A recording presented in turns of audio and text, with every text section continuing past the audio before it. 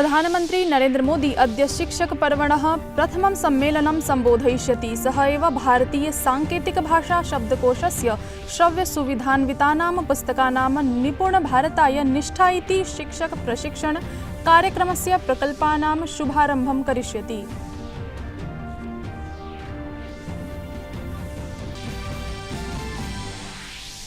देशे एतेषु दिनेषु कोरोना सूच्यौषधप्रदानं तीव्रगत्या चलति। प्रभूतसंख्यायां जनाः कोविड-19 सूच्यौषधं स्वीकुर्वन्तः सन्ति।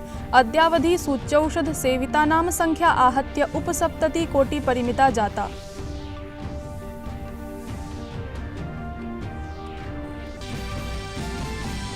बिहारे जलौघस्य स्थितिं समीक्षितुं केन्द्रसमितेः अन्वीक्षणम्। बिहारसर्वकारेण केन्द्रतः पादोनचतुस्सहस्रकोटिरूप्यकात्मिकः राशिः प्रार्थितः अस्ति।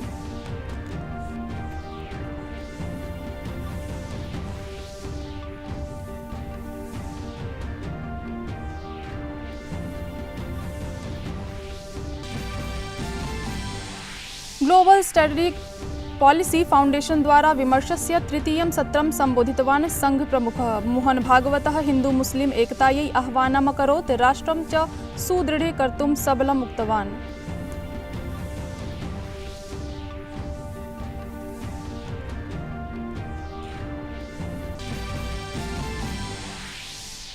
ओवले भारतेन 50 वर्षाणि अनन्तरम् उत्कृष्टं प्रदर्शितम्। चतुर्थनिकषस्पर्धायाः अन्तिमदिने इंग्लैंड 157 धावनाङ्कैः पराजितम्। भारतीयकन्दुकक्षेपकाणाम् आधारेण पञ्चक्रीडात्मिकायां शृङ्खलायां 2-1 इति अङ्कैः अग्रे गतम्।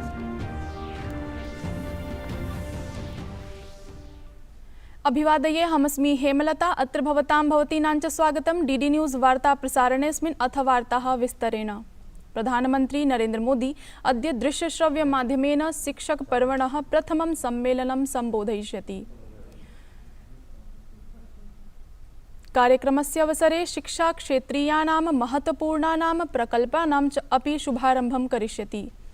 प्रधानमंत्री भारतीय सांकेतिकभाषा शब्दकोशस्य श्रव्यसुविधान्वितानां पुस्तकानां CBSE इत्यस्य विद्यालयगुणवत्तायै आश्वासन आकलनरूपरेखायाः निपुणभारताय निष्ठा शिक्षकप्रशिक्षकार कार्यक्रमस्य अथ च विद्याञ्जलि पोर्टल इति एतेषां प्रकल्पानां शुभारम्भं करिष्यति। शिक्षकपर्व 2021 इत्यस्य विषयः अस्ति गुणवत्ता सतत विद्यालयः च भारते विद्यालयेभ्यः ज्ञानप्राप्तिः इति। एतत् सम्मेलनं न केवलं सर्वस्तरेषु शिक्षायाः निरन्तरतां सुनिश्चितां करिष्यति, अपितु देशे विद्यालयगुणवत्तां समाविष्टेषु आचरणेषु स्थायित्वे च परिष्काराय नूतनमार्गैः प्रोत्साहितं करिष्यति।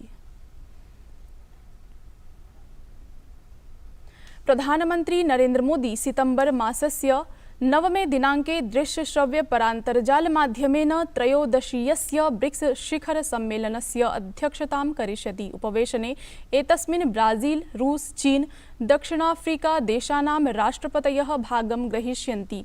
शिखर सम्मेलनस्य विषयः अस्ति ब्रिक्स 15 निरन्तरता समेकन सामान्य सहमतिभ्यः अन्तः ब्रिक्स सहयोगः इति।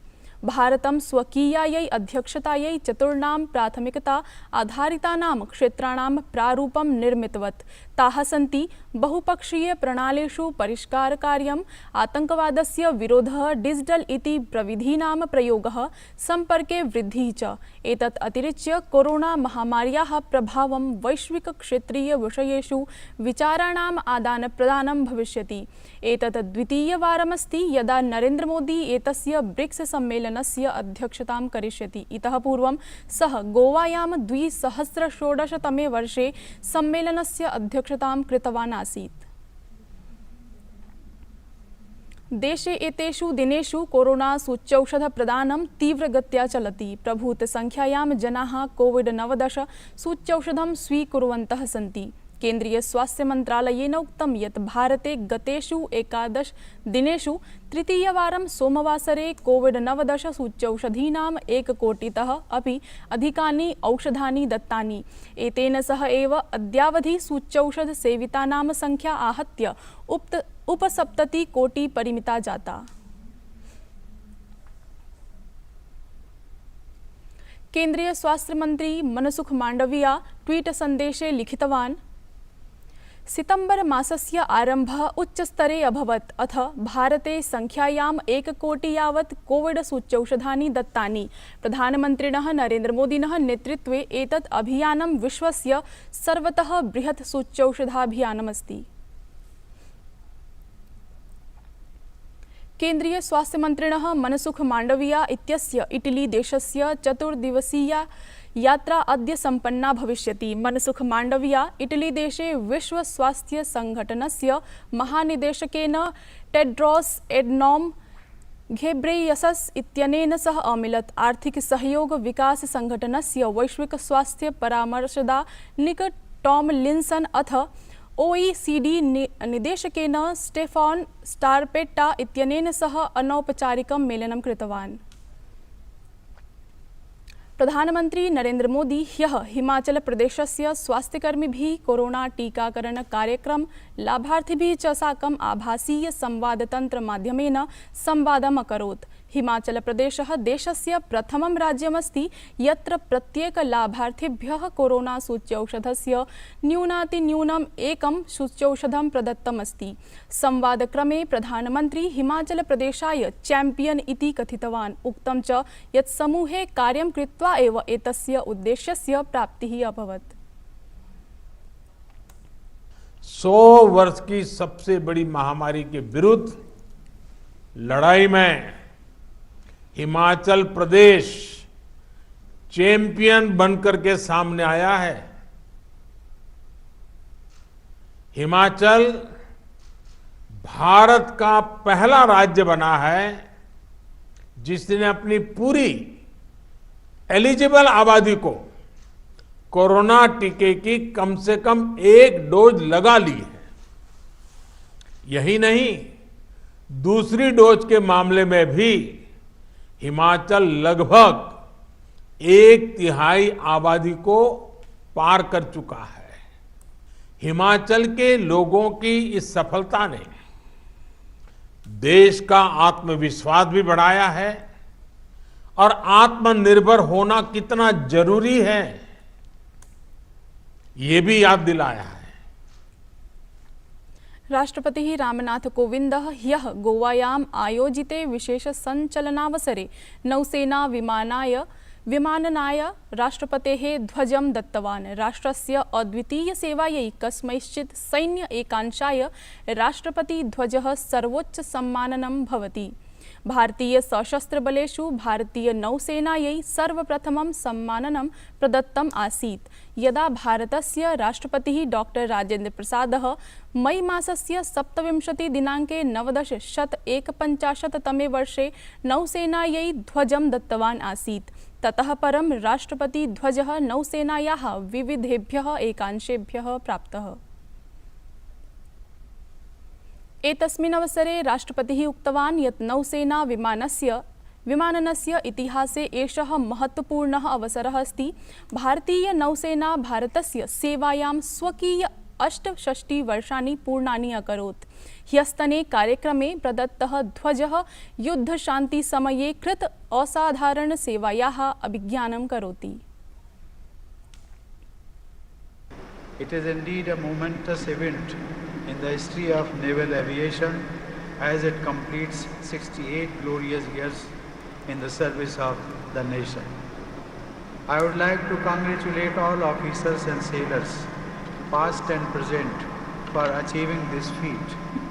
The President's color presented today is the recognition of exceptional service rendered to the nation in peace and war. Naval aviation has an exceptional record of professional excellence and has discharged its responsibilities with honor and distinction. राष्ट्रीय स्वयंसेवक संघस्य प्रमुखः मोहन भागवतः global strategic policy foundation द्वारा विमर्शस्य 3य सत्रं संबोधितवान्। संघ प्रमुखः हिंदू मुस्लिम एकतायै आह्वानम् अकरोत् अपि च मिलित्वा राष्ट्रं सुदृढं कर्तुं सबलं प्रतिपादितवान्। अंग्रेजों ने मुसलमानों को बताया कि हिंदुओं के साथ रहोगे तुमको कुछ नहीं मिलने वाला, डेमोक्रेसी में मेजॉरिटी का चलता है, वही चुन के आएंगे। वही बनेंगे, तुम बन ही नहीं सकते, अलग मांगो। और इतना बड़ा ये हिंदुओं का तत्वजाल है, उसमें तुम्हारा इस्लाम चला जाएगा। गया क्या? जब से आए भारत में तब से यहां है, गया? भारत स्वतंत्र होने के बाद गया? नहीं गया। सब पदों पर मुसलमान जा सकते हैं, गए हैं, जाते हैं। यह वहम उत्पन्न कर दिया और हिंदुओं को बता दिया कि बड़ा कट्टर है। इनके इसमें बताया है कि मारो, और देखो मार रहे। इधर भड़काया उधर भड़काया, दोनों में झगड़ा लगाया, और उस झगड़े के चलते, उस अविश्वास और भय के कारण हम एक दूसरे को दूर रखने की बातें करते चले आ रहे हैं। उपाय कहां होगा? इस पर मलम पट्टी करने से नहीं होगा, मूल से अपनी दृष्टि को बदलना होगा। हम भारत के हैं, हम भारत माता के पुत्र हैं, हम समान पूर्वजों के वंशज हैं, हम सबको स्वीकार करने वाली उदार भारतीय संस्कृति के वंशज हैं, विरासतदार हैं। अपने जीवन से उसको बढ़ाना, भारत को बड़ा करते हुए सारी दुनिया को सुख शांति देना, ये हमारा जीवन कार्य है। एतस्मिन् अवसरे केरलस्य राज्यपालः आरिफ मुहम्मद खानः अपि विविधतासु निहिताम् एकतां देशस्य शक्तिरूपेण सूचितवान्। हम डाइवर्सिटी हमारे लिए चिंता का विषय नहीं है, बल्कि वो हमारी एकता को मजबूत करती है, क्योंकि हमारी संस्कृति आत्मा से परिभाषित होती है। बिहारे जलौघस्य स्थितिं समीक्षितुं केन्द्रस्य 6 सदस्यात्मकं दलम् अद्य पटनायां गमिष्यति। सदस्याः 2 दिनं यावत् प्रदेशे स्थास्यन्ति। जलौघेन सञ्जातस्य क्षतेः समीक्षणं करिष्यन्ति। दलस्य नेतृत्वं केन्द्रीय गृहमन्त्रालये संयुक्तसचिवः राकेश कुमार सिंहः करिष्यति। दले मार्ग परिवहन राजमार्ग मन्त्रालयं समेत्य विभिन्न विभागानाम् अधिकारिणः भविष्यन्ति, ये स्थितेः समीक्षणस्य अनन्तरं स्वीयं प्रतिवेदनं केन्द्रप्रशासनाय दास्यन्ति। ध्येयमस्ति यत् राज्यस्य विभिन्नेषु जनपदेषु जलौघेन साम्प्रतमपि चिन्तनीया स्थितिः अस्ति। राज्ये जलौघकारणेन अनेके मार्गाः पिहिताः सन्ति, यातायातः च बाधिताः अस्ति। दरभंगा समस्तीपुर रेलखण्डे जलपूरणेन रेलसेवापि बाधिता अस्ति। बिहार सर्वकारेण केन्द्रतः ₹4,200 राशिः प्रार्थितः अस्ति।